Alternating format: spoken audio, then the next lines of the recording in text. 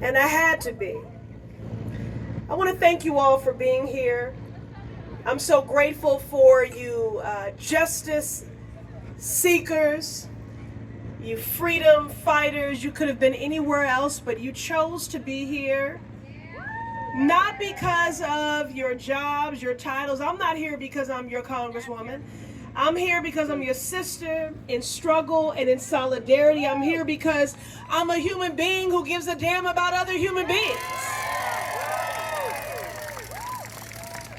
Because we are one human family and our destinies are truly tied.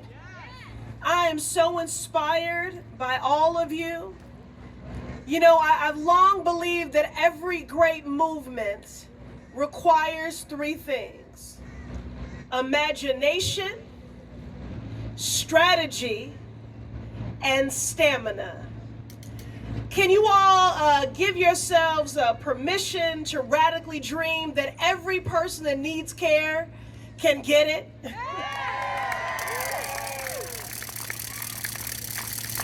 You are employing the strategy of peaceful protest and civil disobedience, which has been proven throughout history to be the way that we resist tyranny, that we resist oppression, that we advance progress.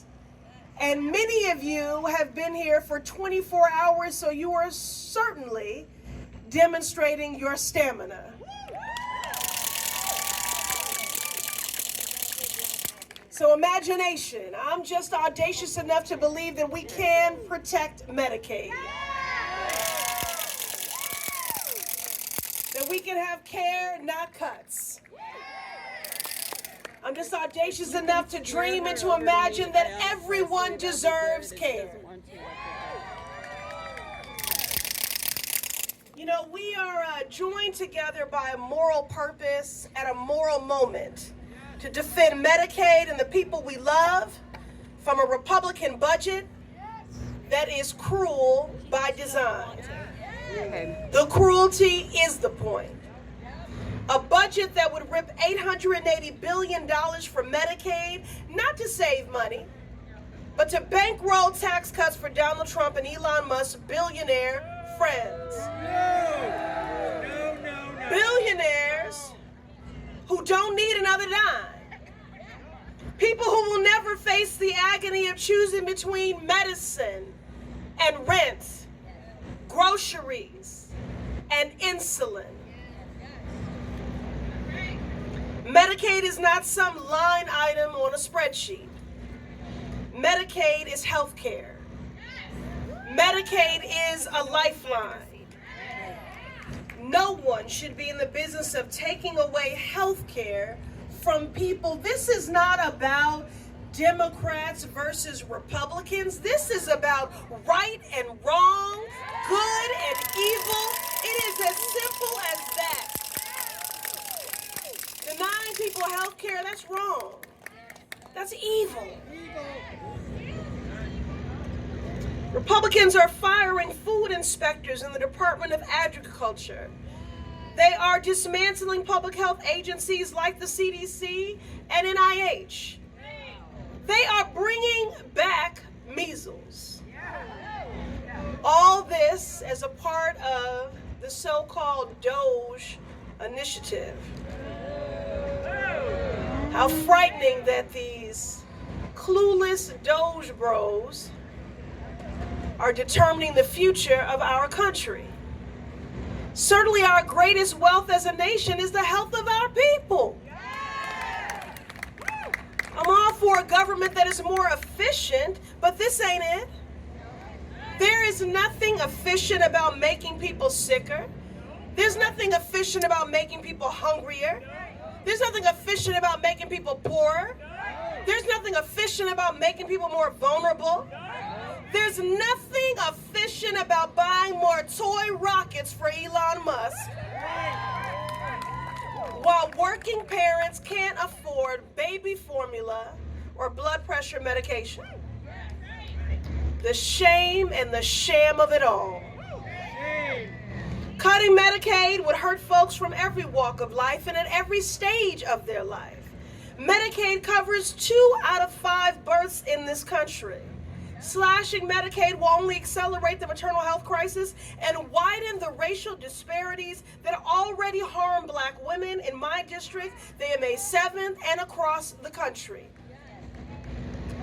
Anybody here other than my good friend Brendan O'Donnell from Massachusetts? Right here. All right, Massachusetts, looking good. Thank you for being here. You know, Donald Trump is a dictator, y'all. And the reason why Republicans are so anti-woke is because they want a citizenry that is ignorant and uninformed. They want a citizenry that is indifferent to the suffering of their neighbors. They want a citizenry that is inactive. The only way to beat a dictator is with defiance. And that's what you're doing here today. So I thank you.